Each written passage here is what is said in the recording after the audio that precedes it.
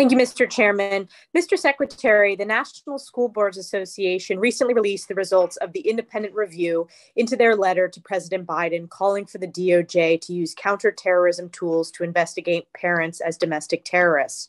The report, in fact, confirms that the Biden White House colluded with NSBA on the letter, which DOJ immediately acted upon to mobilize the FBI to target parents at school board meetings.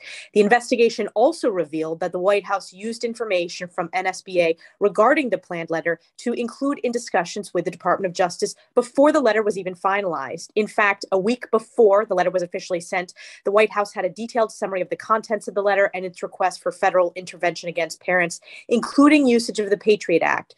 And Mr. Secretary, the report also reveals that senior officials at your agency, the Department of Education, had been in contact with NSBA regarding, quote, concerns about the increased public activism at school board meetings as early as last July. So I want to ask you questions about your awareness and involvement in the letter.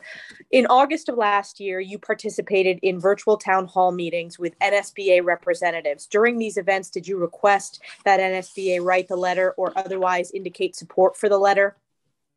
I think the same report you referenced showed that there was no evidence of that. And we've been saying since day one, Congresswoman, that there is correct. That's no, and that's been the answer. My follow-up to that is, but let me, can I finish with my response, please? This is my time. Did you suggest in any manner that the NSBA should solicit federal intervention and resources to deal in any way with local school board meetings?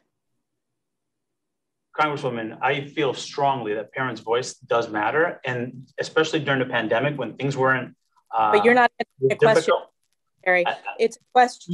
My understanding of your question is that you're doing exactly what I didn't want done. Let's not use this for division. We talked to over 8,400 parents. Question about, all I'm saying is, did you suggest in any manner during those virtual town halls with NSBA that did you try to solicit any federal intervention or resources to deal with local school board meetings? It's your yes or no, and I have follow-ups.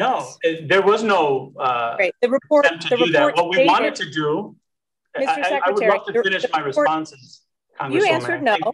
I think it's fair to give me an opportunity to respond if you're asking me a question.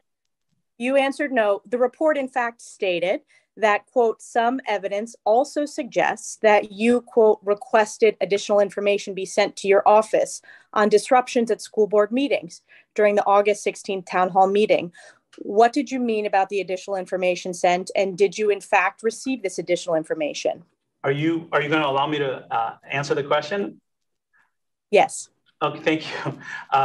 The NSBA, as well as other groups that are working with our families, including PTA parent groups, routinely communicate with the Department of Education as we're trying our best to be a service agency. Concerns were shared about some of the activities in some of the board meetings. And that's routine conversation that we have with different stakeholders when things are working well and what concerns that you have. That's typical practice here.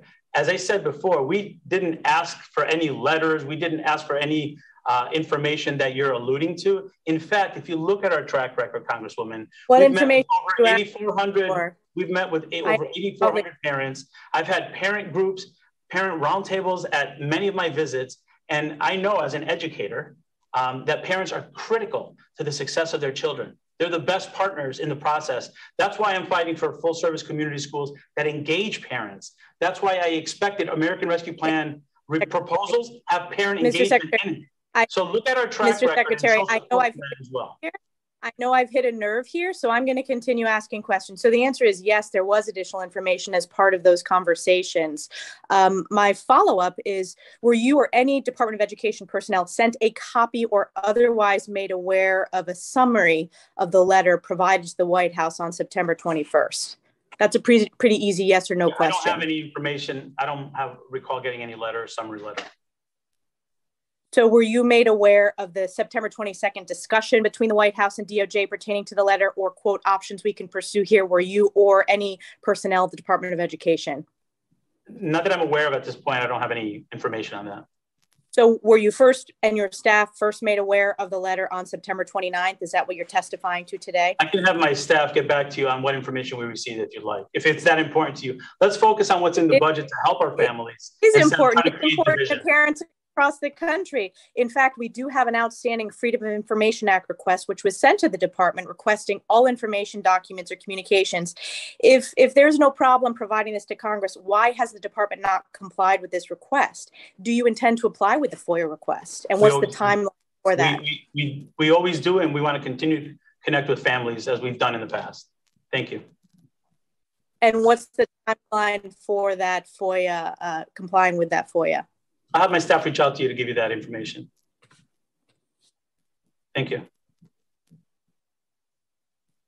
I see them handing you papers. I can see it on the screen.